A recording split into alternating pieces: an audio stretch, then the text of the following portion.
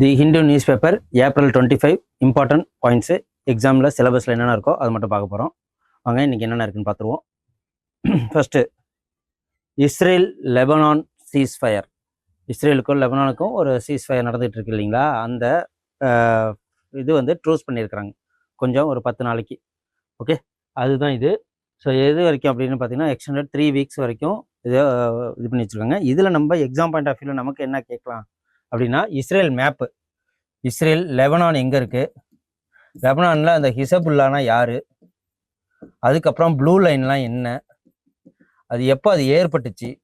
Okay, border இஸ்ரேலுக்கும் அதுவும் இல்லாமல் இஸ்ரேலுக்கும் லெபனானுக்கும் ஏற்படுற அந்த லைன் தான் பார்டர் லைன் தான் ப்ளூ லைனு. அதுக்கப்புறம் லெபனானுக்கு பக்கத்தில் என்ன சி இருக்குது. ஸோ இதெல்லாம் ஜென்ரலாகவே எக்ஸாம் பாயிண்ட் ஆஃப் வியூவில் இப்படி தான் நம்ம தெரிஞ்சுக்கணும். ஓகே, அந்த இதில் பார்க்கும்போது இது இந்த சீஸ்ஃபயர் இப்போ ஒரு போர் நடந்துகிட்டு இருக்கு, ஈரான் இஸ்ரேல் மற்றும் இது நடந்துகிட்டு இருக்கப்போ இஸ்ரேல் வந்து காசா வார் பண்ணாங்க. ஏன்னா இஸ்ரேலுக்குள்ளே தான் காசா இருக்குது. At the same time Tel Aviv அப்படிங்கிறது யாரோட கேபிட்டல்னா இஸ்ரேலோட கேபிட்டல். ஸோ லெபனான் அது வந்து தனியாக இருக்குது. ஸோ அதில் இந்த காசா பகுதியை தாக்குறாங்க. ஸோ அதான் பார்ப்போம். ஸோ இதுதான் லெபனான். ஸோ இங்கே மெடிட்டேரியன் சி இருக்கா, மெடிட்டேரியன் சி இருக்குது, இங்கே சிரியா இருக்குது. ஓகே, இங்கே இந்த இடத்துல தான் இஸ்ரேல். இதை தான் வந்து ப்ளூ லைன்னு சொல்லுவாங்க. ஓகே, இதை தான் ப்ளூ லைன்னு சொல்லுவாங்க. இது பேர் தான் ப்ளூ லைன். இது 2000 யூஎன் வந்து ஒரு அங்கே போர் புரிஞ்சுக்கிட்டு இருந்தப்போ அதை வித்ட்ரால் பண்ண சொன்னதுனால ஏற்பட்ட லைன் தான் இது. ஸோ இதுக்கு பேர் தான் இந்த ப்ளூ லைன். இது எங்கே இருக்குது, எத்தனை கிலோமீட்டர் இருக்குது அப்படின்னு பார்ப்போம். லெபனான்ங்கிறது இதுதான்.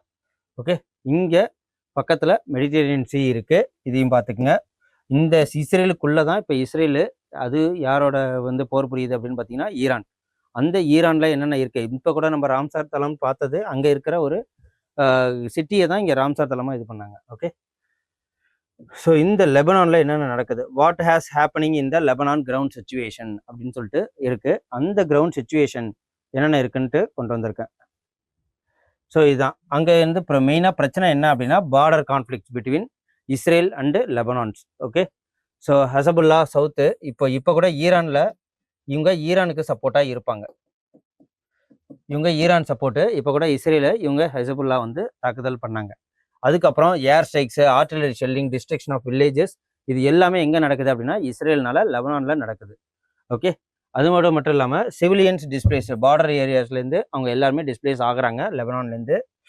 காசா வார் இதோட எக்ஸ்டென்ஷன் தான் காசா வாரம். அங்கே ஃபுல்லாகவே எல்லாத்தையுமே அழிச்சிட்டாங்க. இப்போ இந்த பீஸ் ட்ரீட்டி அப்படின்னு சொல்லிட்டு கொண்டு வந்தது, இப்போ ட்ரம்ப் கொண்டு வந்தார் இல்லையா, பீஸ் ட்ரீட்டின்னு கொண்டு வந்து அமைதி குழு அப்படின்னாங்க. அதில் எல்லாருமே வந்து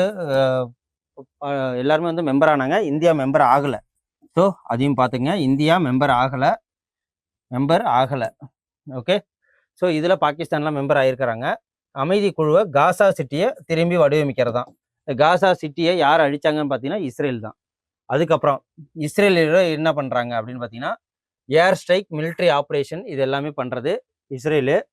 நியூட்ரலைஸ் ஹிசபுல்லா மிலிட்ரி கேபபிலிட்டியை கொண்டு வரணும் அப்படின்ட்டு. அதுக்கப்புறம் இந்த 10 நாளுக்குள்ளே ஏப்ரல் 16 இது பண்ணிட்டாங்க. அதுக்கப்புறம் இந்த இஸ்ரேல் வித்ட்ரால், இது 10 kilometre 6 miles Israel security zone எப்படி இருக்குது அப்படின்னு சொல்லிட்டு இதில் பாருங்கள். அதுக்கப்புறம் Israel and Lebanon known as the blue line அப்படின்னு சொல்லிட்டு சொல்லுவாங்க. இது 2000 யூஎன்னால் ஒரு டிமார்கேஷன் லைன் கொடுத்தது தான் இது. ஓகே, யுனைடெட் நேஷன்னால அப்போ ஏற்பட்ட போறனால. ஸோ இந்த ப்ளூ லைனு எந்த 2 நாடுகளுக்கு மத்தியில் ஏற்படுத்தப்பட்டது அப்படின்னு சொல்லிட்டு யூபிஎஸ்சிலாம் கேட்கலாம். இப்போ குரூப் 1 எல்லாமே யூபிஎஸ்சி சம்மந்தப்பட்ட கொஷின் தான் வருது. ஸோ லெபனானுக்கும் இஸ்ரேலுக்கும் இடைப்பட்ட லைன் தான் ப்ளூ லைனு. அதுக்கப்புறம் 3 killed as the Kuki Naga conflicts ranges in மணிப்பூரில். ஸோ இப்போ ரீசெண்டாக குகி அண்ட் மைத்தேயி 2 பேருக்கு ஏகப்பட்ட போர் நடந்துகிட்டு இருக்கு. அவங்க 2 பேர் கிளர்ச்சி பண்ணுறதுனால தான் அங்கே ஏகப்பட்ட கிளர்ச்சிகள் நடந்துகிட்டு இருக்கு அப்படின்னாங்க. அது என்ன காரணம் அப்படின்னு பார்த்தீங்கன்னா மெய்த்தீன மக்கள் 60%, மொத்தம் 52 ட்ரைபல் குழுக்கள் இருக்காங்க. 51 குழுக்கள் வந்து ஆல்ரெடி எஸ்சி எஸ்டி கேட்டகரியில் இருக்காங்க. மெய்த்தீன குழுக்களுக்கு எஸ்சி எஸ்டி கேட்டகரி தர்றோம் அப்படின்னு சொல்லிட்டு அவங்க 60%க்கு மேலே இருக்கிறாங்க. ஸோ மெஜாரிட்டி இருக்கும்போது அவங்களுக்கு எப்படி வந்து மைனாரிட்டி இது கொடுக்கலாம், இதன் மூலிமா அவங்க வேலைவாய்ப்பு அதிகமாக பெறுவாங்க, நிறைய சலுகைகள் பெறுவாங்க. ஸோ எல்லாமே கிடைக்கும் அப்படிங்கிறதுக்காக, மற்றவங்களுக்கு கிடைக்காது அப்படிங்கிறதுக்காக தான் இப்போ இந்த கிளர்ச்சியே. இப்போ என்ன நடக்குது அப்படின்னு பார்த்தீங்கன்னா, இந்த குகி இன மக்களுக்கும் மணிப்பூரில் நாகா கான்ஃப்ளிக்ஸும் இது நடக்குது. Okay, so Kuki and Naga communities, நாகானா நாகாலாந்து கம்யூனிட்டிஸ், இது அங்கே தான் இருக்காங்க. ஸோ 3 people இறந்துருக்காங்க. ஓகே, ஸோ இந்த Kuki organisation for human rights, Kuki organisation human rights மூலயமா இதை கொண்டு வராங்க. ஓகே, நாகா வில்லேஜ் கார்டும் சென்ட்ரல் கமாண்ட் ட்ராஷ் கோஹூர் கிளைம்ஸ்லையும் இதை கொண்டு வராங்க. கிட்டத்தட்ட 19 வயசு 43 வயசு அவங்க இறந்துருக்காங்க. இப்போ 2 தடவைக்கு முன்னாடி மைத்தி இன மக்களும் வந்து பாதிக்கப்பட்டிருக்காங்க. இது என்ன அதுன்னு சொல்லிட்டு பார்த்தீங்கன்னா, இதுதான் அங்கே ட்ரைபல் ஸ்கூலில் கிளர்ச்சி நடக்கிறது தான் மணிப்பூரில். ஸோ இது நமக்கு கொஷின்ஸ் கேட்கலாம்.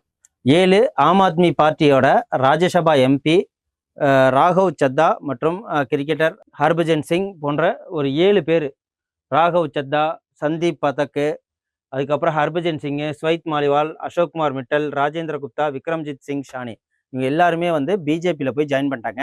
இவங்க அனைத்து பேரும் இப்போதைக்கு சிட்டிங்கில் இருக்கிற ராஜ்யசபா எம்பி.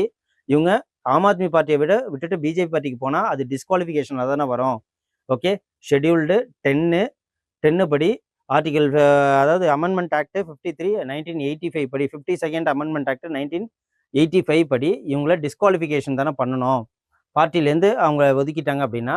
ஆனால் என்ன இன்னொன்று இருக்குது அப்படின்னா, 93rd அமெண்ட்மெண்ட் ஆக்ட் 2003 படி அவங்க ஒரு 10 எம்பி இருக்காங்க அப்படின்னா, ஒரு 6 எம்பி 7 எம்பி 3ல் 2 பாகம் அந்த எம்பிகள் அப்படியே கொண்டு போயிட்டு அவங்க பிஜேபியில் ஏதோ ஒரு கட்சியில் மெர்ஜ் பண்ணிட்டாங்க. இது வந்து ஸ்பிளிட்டு அப்படின்னு சொல்லுவாங்க. ஸ்பிளிட் பண்ணுறாங்க, மெர்ஜ் பண்ணுறாங்க அப்படின்னா இது டிஸ்குவாலிஃபிகேஷனில் வராது அப்படின்னு சொல்கிறாங்க. So at the same time இதில் இந்த ஸ்பிளிட்டு தான் இதில் பண்ணியிருக்கிறாங்க. அப்படியே பிஜேபியில் சேர்ந்து அவங்க ராஜ்யசபா எம்பியை வந்து ரன் பண்ணுறாங்க. ஸோ இதுதான் ஆப்ரேஷன் லோட்டஸ் அப்படிங்கிறதுக்கு மூலியமாக இவங்கள தன்னோட கட்சிக்கு சேர்த்துக்கிட்டாங்க அப்படின்னு சொல்லிட்டு ஆம் ஆத்மி பார்ட்டிலேருந்து சொல்கிறாங்க. அவங்கள துரோகிகள் அப்படின்னு சொல்லிட்டு ஆம் ஆத்மி பார்ட்டி தலைவர் அரவிந்த் கெஜ்ரிவாலும் சொல்கிறாங்க. ஸோ அதுதான் இது. ஸோ நமக்கு இதில் தெரிய வேண்டியது என்ன அப்படின்னா, ஆர்டிக்கிள் இப்போ MP, Rajya Sabha MP, Lok Sabha MP இவங்கெல்லாம் வந்து டிஸ்குவாலிஃபிகேஷன் பண்ணதுக்கு என்னென்ன ஆர்டிக்கல், அது 91, 101, 102. அதுக்கப்புறம் ஸ்டேட் அசம்பிளியில் 191 அண்ட் 192. ஓகே, இது நமக்கு என்ன அப்படின்னு சொல்லிட்டு பார்த்துக்கணும். இந்த ஸ்பிளிட்டு மெர்ஜிங் மூலயமா நோ டிஸ்குவாலிஃபிகேஷன், மெர்ஜின்னு சொல்லிட்டாலே நோ டிஸ்குவாலிஃபிகேஷனில் வந்துடுவாங்க. ஓகே, ஸோ இந்த டிஸ்குவாலிஃபிகேஷன் வந்தாலே விப், அவங்க பேச்சை கேட்கலன்னா கூட கட்சியோட கொறடான்னு சொல்லுவாங்க விப்பு. அந்த விப்பு அவங்க கட்சிக்கு எகெயின்ஸ்டாக, பார்ட்டிக்கு எகெயின்ஸ்டாக யார் நடந்தாலும் இல்லை பிரிஞ்சு போனாலுமே அவங்கள டிஸ்குவாலிஃபிகேஷன் பண்ணுவாங்க. அவங்களுக்கு எம்பி போஸ்ட்டே போயிடும். பட் இதில் ஸ்பிளிட்டுன்னு சொல்லிட்டு நோ மெர்ஜிங்கில் கொண்டு வராங்க. ஓகே, இதை பார்த்துக்குங்க. இது கான்ஸ்டியூஷன் வைஸ் ரொம்ப இம்பார்ட்டண்ட்.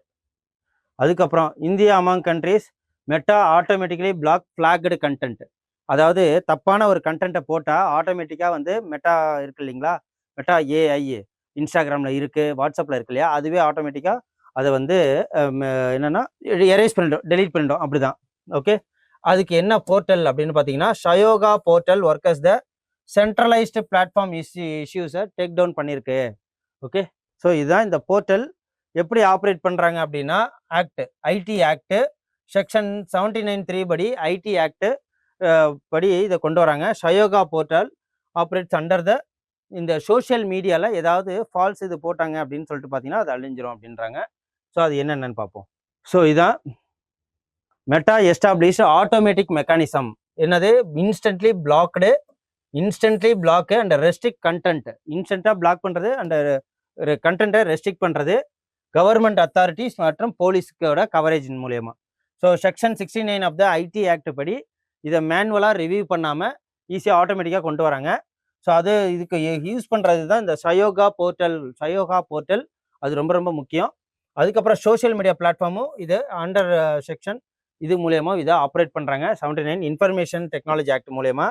அப்புறம் டீப் ஃபேக் ஃபோனோகிராஃபி வெளியிட முடியாது, 2 hours to avoid the criminal liabilities மூலயமா ஆட்டோமேட்டிக்காக அது டெலீட் ஆகிடும் அப்படின்னு சொல்லிட்டு சொல்கிறாங்க. அதுக்கப்புறம் இது ஒரு ஷீல்டாக நமக்கு இருக்கும், ஒவ்வொரு யூசேஜுக்கும் இருக்கும் அப்படின்னு சொல்லிட்டு இந்த ஷயோகா போர்ட்டல் ரொம்ப யூஸ்ஃபுல்லாக இருக்கும். மெட்டா டேட்டாவும் ஈஸியாக இருக்கும். ஓகே, இவங்க யாரோட டைப் வச்சுருக்காங்கன்னா போலீஸோட. ஸோ ஷயோகா போர்ட்டலுக்கு லான்ச்சு யார் பண்ணாங்க அப்படின்னா ministry of home affairs enhance with யாரோட இருக்காங்க அப்படின்னா போலீஸு. ஓகே, போலீஸ் அவங்களோட என்ஹான்ஸ் பண்ணியிருக்கிறாங்க, அவங்களோட மெர்ஜ் பண்ணி தான் இந்த ஷயோகா போர்ட்டலை வந்து இம்ப்ளிமெண்ட் பண்ணியிருக்காங்க. அது மட்டும் இல்லாமல் மெட்டாவோட. ஓகே, இது என்னன்னா கொரோனாவுக்கு அப்புறம் நம்ம மீஸ்லெஸ் வேக்சின்ஸ் போடலை குழந்தைகளுக்கு, அதனால அவங்களுக்கு ஏகப்பட்ட இம்யூனிட்டிஸ் ப்ராப்ளம்ஸ் வருது அப்படின்னு சொல்லிட்டு ஒரு ஸ்டாட்டிஸ்டிக்ஸை சொல்லியிருக்காங்க. அதான் இது COVID-19 மிஸ்டு வேக்சினேஷன் டியூரிங் COVID-19க்கு அப்புறம் so number of cases disease வந்திருக்கு மீஸ்லெஸ்னால. ஓகேவா, கேசஸ் ஆஃப் மீஸ்லெஸ் அப்படின்னு சொல்லிட்டு டாக்டர்ஸ் சொல்லியிருக்கிறாங்க. இது என்ன அப்படின்னா, இந்த மீஸ்லெஸ்ல வந்து report city over past few மந்த்தாவே நடந்திருக்கு. இந்த மீஸ்லெஸ் அப்படிங்கிற அந்த ரூபல்லா, அதாவது measles, mumps, rubella, MMR vaccine சொல்லுவாங்க தெரியுமா, போடுவாங்க தெரியுமா, அது எதுக்காக அப்படின்னா MMR vaccine, measles, rubella vaccine இது எல்லாத்தையுமே அனைத்து குழந்தைகளுக்குமே 18 மாதத்துல போட்டாகணும். ஸோ ஒவ்வொரு டைம் இருக்கு டியூரேஷன், 18 மந்த்து, அதுக்கப்புறம் வந்து 26 மந்த் அப்படின்னு சொல்லிட்டு அந்த பீரியடிக்கலாக போடுவாங்க எம்எம்ஆர்.